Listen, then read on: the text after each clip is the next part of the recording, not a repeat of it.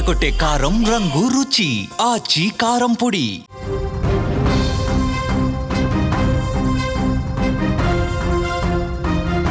బంగ్లాదేశ్లో మైనార్టీ హిందువుల రక్తం చెందిన ప్రతిసారి సరిహద్దుల అవతల నిరసనలు వెల్లువెత్తుతూనే ఉన్నాయి.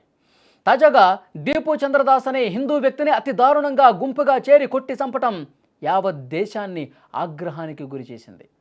దీనికి నిరసనగా భారత రాజధాని ఢిల్లీలోని బంగ్లాదేశ్ హైకమిషన్ కార్యాలయం ఒక రణరంగాన్నే తలపించింది. స్క్రీన్ మీద దృశ్యాలు మీరు చూస్తున్నారు. దీపుదాస్ హత్యకు నిరసనగా హిందూ సంఘాలు చలో హైకమిషన్ పిలుపునివ్వడంతో ఢిల్లీ పోలీసులు అప్రమత్తమయ్యారు. రాయబార కార్యాలయం వైపు దూసుకొస్తున్న ఆందోళనకారులను పోలీసులు బ్యారికేడ్స్తో అడ్డుకోవడంతో తోపులాట జరిగింది. బంగ్లాదేశ్ ప్రభుత్వానికి వ్యతిరేకంగా హిందువుల రక్షణే లక్ష్యంగా భారీ ఎత్తున నినాదాలు మిన్నంటాయి. పరిస్థితి చేయి దాటకుండా ఉండేందుకు పోలీసులు భారీగా మోహరించారు. విజువల్స్లో మీరు చూస్తున్నారు. పెద్ద ఎత్తున బంగ్లాదేశ్ హైకమిషన్ కార్యాలయం దగ్గర అక్కడికి విహెచ్పి కార్యకర్తలు హిందూ సంఘాలు అన్నీ కూడా చేరుకుని బంగ్లాదేశ్లో జరుగుతున్నటువంటి హిందువుల మీద దాడికి నిరసనగా హిందువుల రక్షణ కోరుతూ పెద్ద ఎత్తున నినాదాలు చేస్తూ అక్కడ ఆందోళన చేస్తున్నటువంటి పరిస్థితి. బ్యారికేడ్స్ తోసేసి హైకమిషన్ కార్యాలయం లోపలికి చొచ్చుకెళ్లేందుకు ప్రయత్నం చేస్తున్నారు. అక్కడ ఒక హై టెన్షన్ వాతావరణం కనిపిస్తుంది.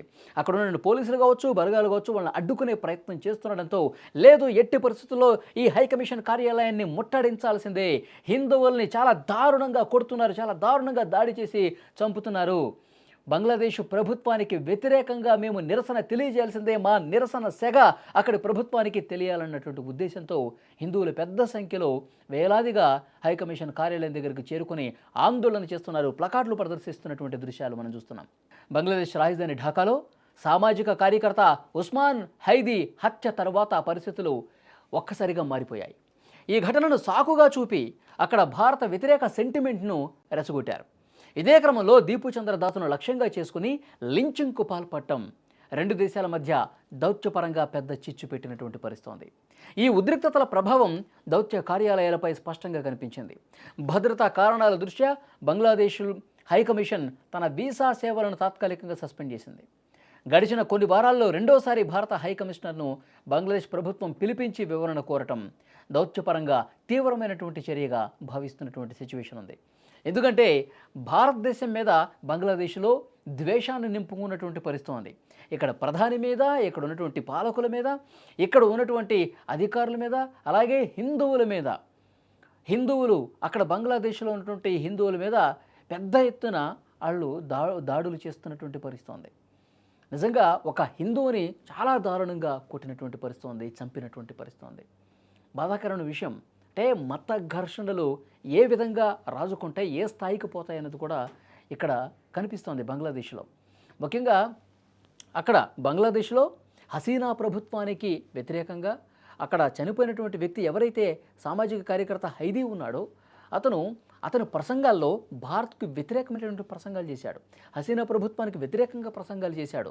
హిందువుల పట్ల విషాన్ని నూరిపోసినటువంటి ప్రసంగాలు ఉన్నాయి. ఎప్పుడైతే అతను కాల్పుల్లో చనిపోయాడో అప్పటి నుంచి కూడా భారత్ మీద ఈ రకమైనటువంటి ద్వేషభావంతో అక్కడ పరిస్థితుల్ని రెచ్చగొట్టి కొంతమంది ఈ విధంగా మతపరమైనటువంటి ఘర్షణలకు కారణమయ్యారు, హిందువుల్ని టార్గెట్ చేశారు. కాబట్టే ఈరోజు ఢిల్లీలో బంగ్లాదేశ్ హైకమిషన్ కార్యాలయం దగ్గర ఇంత ఉద్రిక్తతకు కారణమైపోయినటువంటి పరిస్థితి ఉంది. అక్కడ ఇంకా హై టెన్షన్ కొనసాగుతూనే ఉంది. మీరు విజువల్స్లో కూడా చూడొచ్చు. పెద్ద ఎత్తున అక్కడ హిందూ సంఘాలు, విహెచ్పి కార్యకర్తలు పెద్ద సంఖ్యలో అక్కడికి చేరుకుని బంగ్లాదేశ్ ప్రస్తుత ప్రభుత్వానికి వ్యతిరేకంగా ఆందోళన చేస్తున్నారు, ప్లకార్డులు ప్రదర్శిస్తున్నారు. అక్కడ పరిస్థితి అంతకంతకు పెరిగిపోతుండడంతో ఆ ఘర్షణ ఎక్కడ అవాంఛనీయమైనటువంటి ఘటనలు జరుగుతాయని చెప్పి పెద్ద ఎత్తున పోలీసు బలగాలను కూడా మోహరించి పరిస్థితిని కంట్రోల్ చేసే సిచ్యువేషన్ చేస్తూ ఉన్నారు. విజువల్స్లో మీరు చూస్తున్నారు.